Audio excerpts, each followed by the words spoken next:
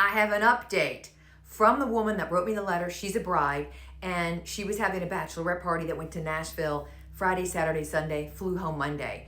Quelle surprise, because her mother and her future mother-in-law showed up uninvited to their bachelorette party.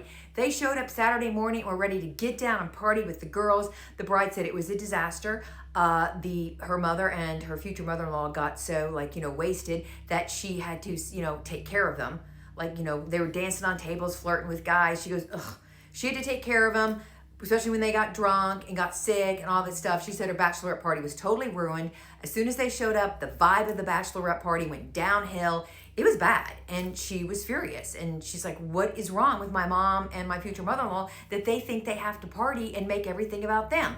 Well, my advice was, honey, I don't know. But there are people like that out in the world.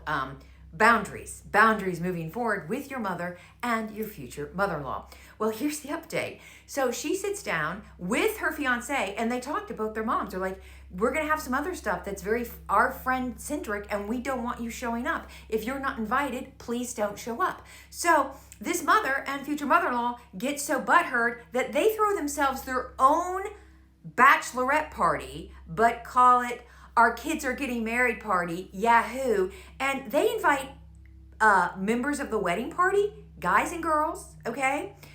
Bridesmaids and groomsmen. They invite some of their mom friends and whatever, and they throw a big party, but they don't invite the groom or the bride because their feelings were hurt. And they go, we can, and they found out about it because the friends are like, your parents, your mom's having a party, what? And they're like, oh my God. And they go, go if you want to, but they're both crazy. So the moms have a party. Most of the young people do not show up because they're like, no, we know what you're doing. We talked to the bride, we talked to the groom, we're not going to your weird party. And the end result was that the groom and the bride, once again, told both their moms, yeah, you crossed the line. We'll see you at the wedding. We'll see you at the wedding. They're paying for the wedding. They're like, you can show up at the wedding. And they go, but if you pull any more crap, that's it.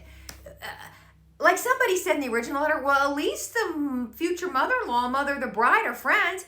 Yeah, it's just a sorority of crazy that I feel sorry for the bride and the groom, but thank God they're like, no, line in the sand, crossed it. The sad part is I don't think this is over.